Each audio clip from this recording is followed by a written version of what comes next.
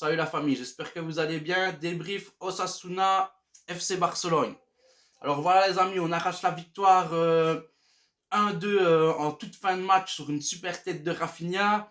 Moi je suis pas totalement satisfait du match les amis. Voilà, vous allez me dire c'est pas possible, t'es pas pour le Barça toi. On est en tête de la Liga, on prend les 3 points, qu'est-ce que tu veux de plus? Mais pour moi on est le FC Barcelone les gars. La Liga pour moi elle est très faible cette saison, elle est under the level comparée aux autres années. Les autres années on survole. On a une terrible Liga qui qualifie toujours au moins 2 ou 3 clubs en demi-finale de Ligue des Champions. Là, cette année-ci, la Liga, elle est pas là, les amis. Et là, voilà, on est en tête, on peut être content. Mais je vais revenir sur Lewandowski. Qu'est-ce qui va nous faire une faute comme ça? Alors, il avait déjà fait pareil contre l'Inter. Skriniar, voilà, 2, 3 fois. Il le regardait comme ça, il le regarde dans les yeux, il va, bam, il lui rentre dedans. Mais là, voilà, Skriniar, c'est un monstre. Il est balèze, Skriniar. Donc, il faut marquer ton territoire. Il faut lui montrer que tu vas pas te laisser faire et que si lui veut te rentrer dedans, tu vas lui rentrer dedans. Mais là, en face, c'était qui le gars? Le gars, c'était un chicken nuggets, les amis. Il était là, il était épais comme un câble de frein de vélo. Et qu'est-ce qu'il nous fait, Lewandowski? Il va lui rentrer dedans, il prend sa deuxième carte jaune, il prend une carte rouge. Avec chance, voilà, on gagne le match, les gars. Mais ça peut être pénalisant, ça peut nous faire perdre des points, ce genre de bêtises. T'as déjà une carte jaune, commence pas à faire des trucs comme ça, Lewandowski. En plus, il regarde le gars dans les yeux, toi, tu vois bien qu'il regarde et qu'il va aller lui rentrer dedans, quoi. Il rentre dedans, quoi. Pourquoi tu fais ça? Faut pas faire des bails comme ça, quoi. Il est fou, lui. Sinon, voilà, je vous dis, moi, ce qui m'a un peu dérangé dans ce match, c'est encore la composition de Xavi, hein. Xavi, il tente des choses bizarres, hein. Avec sa compo, là, Christensen, Alonso dans l'axe et Eric Garcia sur le banc. Eric Garcia, qu'est-ce qu'il fait sur le banc? C'est un défenseur central de métier. Tu nous mets Alonso dans l'axe. Alonso, déjà, moi, je trouve qu'il fait pas un super match. Moi, voilà, il a pas aidé et il a pas été aidé non plus. Parce que voilà, Christensen n'a pas été super bon non plus dans ce match, je trouve. Et voilà, pourquoi est-ce qu'il ne met pas Garcia qui est, voilà, c'est son métier, défenseur central. Pourquoi tu nous mets Alonso à gauche? Mets-nous Baldé sur son bon pied aussi. Mais Baldé, voilà, lui, mention spéciale. J'avais dit que c'était mon coup de cœur en début de saison. Je réitère, les amis. Lui, c'est notre Cancelo à nous. Et franchement, on a de la chance de l'avoir. Parce que vous le mettez à droite, à gauche, il se gère. Il a aucun souci. Il trace droit devant lui. Il vous met des crochets, des feintes. Il passe, franchement, il est tranchant, il est vivace, il est trop fort, Baldé. Mais voilà, j'aimerais bien le voir jouer sur son bon pied, pouvoir combiner avec l'ailier devant lui, ce serait quand même beaucoup plus pertinent que de le voir. C'est vrai que c'est le meilleur de nos latéraux, donc il peut jouer aux 2 postes. Mais mets-le sur son bon pied, et ça c'est Osasuna, vas-y, tu peux mettre Bellerin même, c'est pas grave. Contre le Bayern, ça, t'as bien fait une dinguerie d'aller nous mettre Bellerin, alors qu'en face, il y avait des Mané, des Sané, il y avait des, voilà, des flèches, t'as quand même mis Bellerin. Là, contre Osasuna, voilà, les attaquants, c'est pas des flèches, tu pourrais le mettre, tu ne le mets pas. Moi, je comprends pas. Autre truc que je comprends pas, c'est Bousquet. Voilà, il faut qu'on m'explique Bousquet. Lui, à mon avis, c'est le meilleur ami de Xavi, donc il n'ose pas le retirer des 11. Parce que pour moi, Bousquet, là, le but qu'on prend d'ailleurs, c'est de sa faute à lui. C'est lui qui fait encore l'erreur. Je comprends pas pourquoi insister avec ces joueurs-là. Moi, Bousquet, il me donne des vibes à la piquer. Voilà, la piquer ces derniers matchs, il était pas dedans, il était nul depuis 2, 3 saisons. Et là, Bousquet, il commence à partir de cette saison-ci. Il va falloir se débarrasser de lui aussi parce qu'il fera plus des bons matchs. Et j'ai l'impression que Xavi, il continue toujours à compter sur lui. D'ailleurs, il disait que c'était une des pièces maîtresses de son jeu, qu'il avait absolument besoin de lui. Moi, là, j'ai l'impression que Bousquet, voilà, il s'en sort juste parce qu'il y a De Jong à côté de lui et qu'à chaque fois qu'il fait une erreur, il y a De Jong qui est là pour venir le couvrir. Parce que sinon, il n'y aurait pas De Jong, il sombrerait que Bousquet, hein. Moi, je dis Bousquet, il faut le virer, il faut mettre De Jong en 6, tu mets Pedri, Gavi devant, ou Pedri va recruter Bernardo Silva, Yuri Tillemans, ou je sais pas qui, mais arrête avec Bousquet, moi j'en ai marre de le voir. Alba, c'est la même, pourtant Alba, voilà, il est très précis, il a plutôt fait un bon match, voilà, il a manqué de mettre une passe décisive pour Ferran Torres, qui se gère lui aussi d'ailleurs. Mais voilà, Alba, j'en ai marre de le voir aussi. C'est plus des joueurs, voilà, ils ont plus le niveau du Barça. C'est pour ça qu'on est en Europa League, les frangins. C'est parce qu'on fait confiance à ce genre de joueurs. Et ça, c'est pas des joueurs, voilà, ils ont plus le niveau pour jouer en Ligue des Champions et être des top players.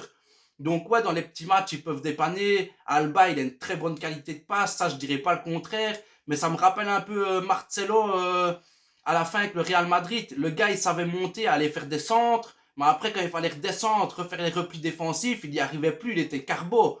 Donc là, pour moi, Alba, c'est pareil. Si vous le mettez, voilà, vous allez lui donner les ballons, il a jusqu'à centrer, il va vous mettre des très beaux centres, mais à part ça, défensivement, c'est plus rien du tout, il n'y arrive plus. Donc moi, je vois pas la pertinence de mettre ces joueurs-là. Pedri, je l'ai senti fort fatigué. Mais maintenant, Pedri, même fatigué, lui, il nous sort des masterclass. Pedri, c'est notre Harry Potter, les gars. Lui, à coup de baguette magique, il débloque les situations. D'ailleurs, ouais, encore heureux qu'il a frappé, parce que souvent, Pedri, il frappe jamais. Là, il a quand même claqué son but, c'est très bien. Et il fallait le mettre, parce qu'il avait que 9% de chance. Je crois que la balle finisse au fond des filets. Il y avait quand même 2 joueurs sur la ligne. La balle, elle passe entre 4 joueurs en tout. Enfin, 3 joueurs et le gardien, quoi. Donc, quand même beau but. Dembélé, ben, voilà, c'est toujours le seul danger offensif. Et moi, c'est ça le problème, c'est que Dembélé, il nous fait une masterclass tous les 5 matchs. Là, ce soir, je ne l'ai pas trouvé exceptionnel non plus. Voilà, c'est lui le seul quand même qui a procuré beaucoup de danger, donc c'est quand même bien. Mais voilà, c'est là que je me dis, il va falloir recruter, il va falloir faire quelque chose. Ansu Fati, en fin de match, quand il est rentré, voilà, à un moment, il y a un corner en toute fin de match. On a vu quelques briefs de son talent.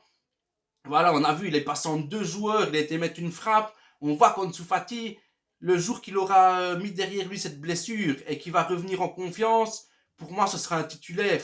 Mais en attendant, il faut qu'on aille recruter, excusez-moi, de vrais attaquants capables de faire des différences. Parce que là, par Dembélé, enfin, Ferran Torres, quand même, mention spéciale, il s'est quand même débrouillé, ça fait quelques matchs qu'il se gère quand même. Mais voilà, je vais revenir à ce que j'en disais avec les autres joueurs. Il se gère, il n'est pas mauvais, mais pour moi, c'est pas un calibre Barça, Ferran Torres. Il n'est pas mauvais, mais voilà, si on veut redevenir très compétitif et aller chercher des titres européens, c'est pas avec des Ferran Torres qu'on va y arriver. Maintenant, il fait des bonnes choses dans ce match-là, je dis pas le contraire, faut pas me faire dire ce que j'ai pas dit, les frangins. Voilà, et surtout que, voilà, il crée beaucoup d'espace, donc voilà, ça libère de la place pour les autres attaquants. Et c'est plutôt bien. Voilà, d'ailleurs, il met son but hors jeu. Voilà, il se démarque bien. Il arrive à claquer son but. Mais voilà, pour moi, c'est pas calibre Barça. Allez nous chercher des vrais players qui vont faire des vraies différences à chaque match. Et pas un match tous les 3 matchs, ils font des différences. Ça va pas. Lewandowski, je vous dis, voilà, j'ai vraiment pas apprécié ce qu'il a fait. Ça aurait vraiment pu nous coûter les 3 points. C'est vraiment pas bien. Rafinha, il marque un peu des points parce que voilà, il rentre dans les dernières minutes, il débloque la situation, donc c'est très bien. Super but d'ailleurs, super tête lobée.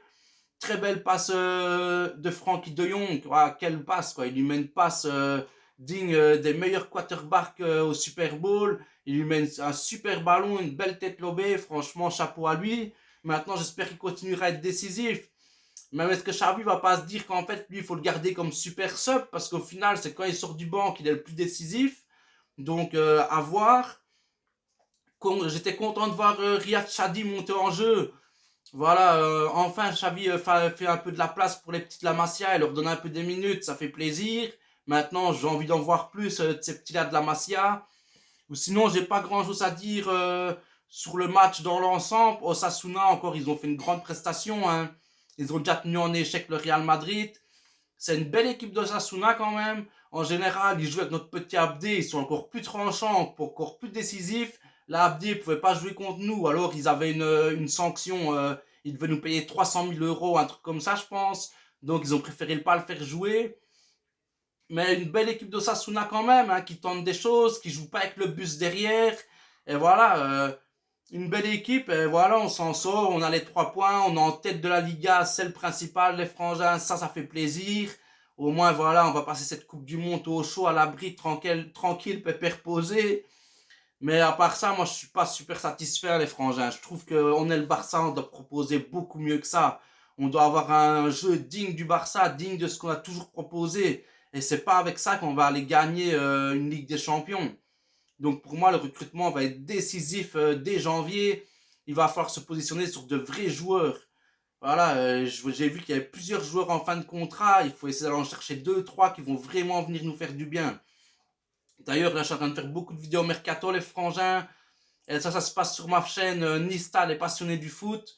Parce que voilà, je peux pas mettre mes vidéos sur les deux chaînes. Donc cette vidéo-là, elle sera sur sur ma chaîne Barça les frangins. Si vous voulez voir les autres vidéos, c'est sur la chaîne Nista les passionnés du foot. Je vous attends là-bas les frangins. Prenez tous soin de vous et des gens que vous aimez. Ciao ciao la famille.